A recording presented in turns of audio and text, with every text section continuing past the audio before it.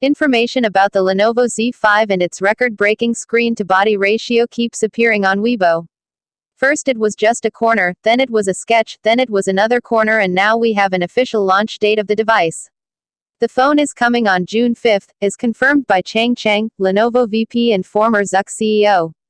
The event will take place in the Chinese capital Beijing at 2 p.m.